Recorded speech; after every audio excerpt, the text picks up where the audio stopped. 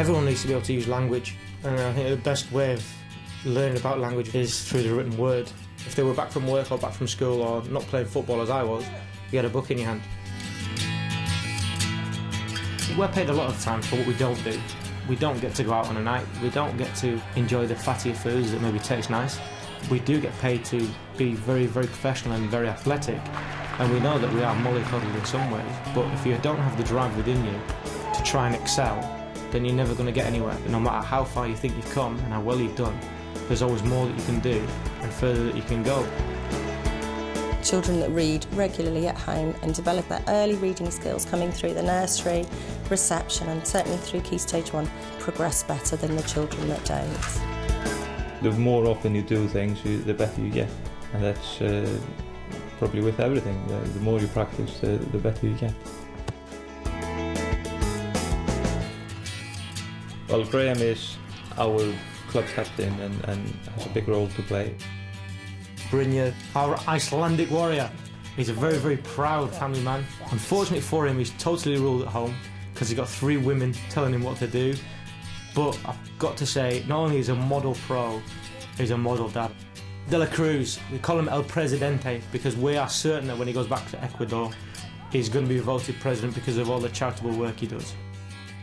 The goalkeeper, Marcus Arneman, 6'3", 16 stone, silly chin hair thing that grows longer and longer and longer depending on his mood. Hard as nails, apart from when he gets at home, because then Amanda, his wife, takes over and she is really, really the tough one. Marcus, just so you know, that's already boys.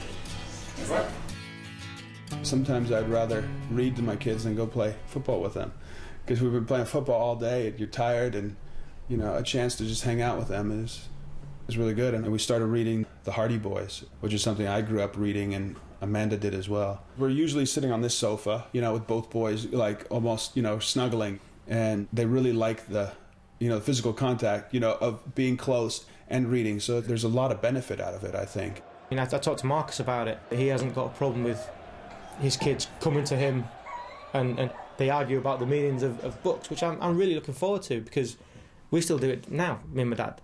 And then the book gets deeper and you learn more about it, and then you learn.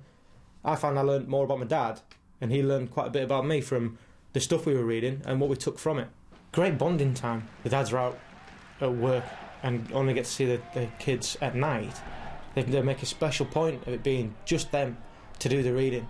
Usually, most nights before bedtime, we read Icelandic books. It's a good way to settle them down and get them to bed eventually.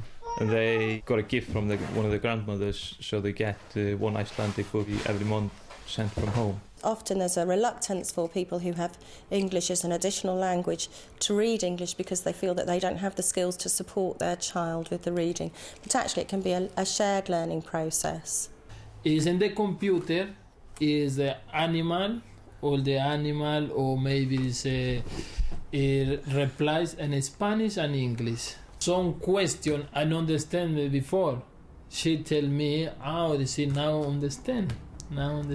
She come learn quickly. It's never too early to start reading with your child, looking at books, sharing books, looking at pictures, identifying pictures in books.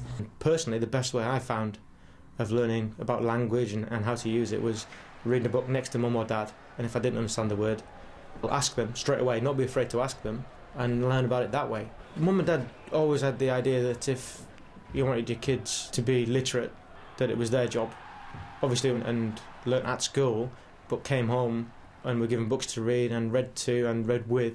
You job in home, help the children, you learn together, you maybe improve the attention in the book.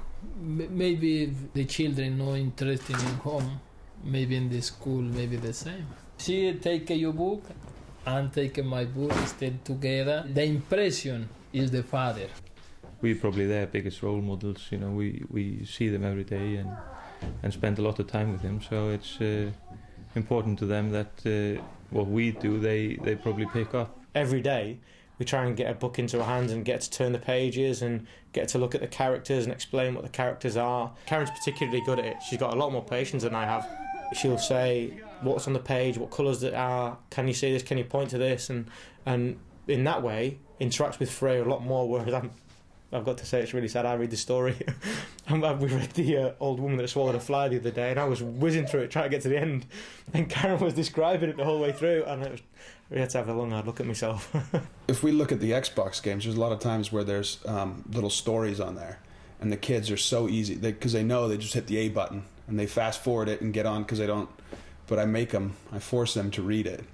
They like watching the television or play the video games, but we try to set designated times or where they play or do something else, and that's a good time to read or draw or do something that they sort of stimulates them.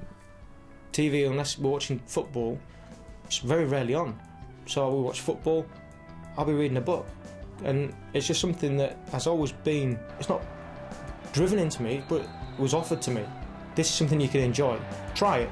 And we want to do that to Freya. I don't want to push her into anything, but this is another avenue that you can go down and you can learn from and you can enjoy, that you don't have to do with anyone else. You don't have to do it for anyone else. It's for you. And if you can get enjoyment from it, then brilliant.